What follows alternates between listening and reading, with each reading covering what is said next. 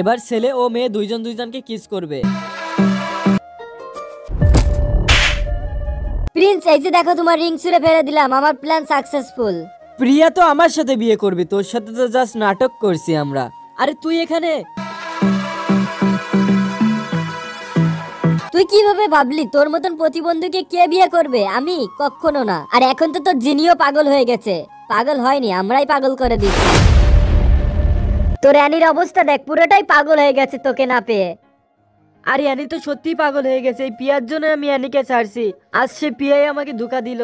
আর Annie আমাকে না পেয়ে সত্যি পাগল হয়ে গেছে। অ্যানি সত্যি আসলে আমাকে অনেক ভালোবাসতো। বন্ধুরা, এরপর আমি অ্যানিকে আমার বাসায় নিয়ে আসি। অ্যানি বাসায় এসে পাগলের মতন করতেছিল, ও তো পাগলই হয়ে গেছে। তারপরে অ্যানিকে আমি ডাক দেই। বন্ধুরা, এরপরের কাহিনী তোমরা পার্ট 2 তে দেখতে পারবা। পার্ট 2 দেখার জন্য ভিডিওতে লাইক করে চ্যানেলটা সাবস্ক্রাইব করে দাও। শর্টস এর টাইমের অভাবে তোমাদেরকে ফুল পার্ট দেখাতে পারি না, সরি।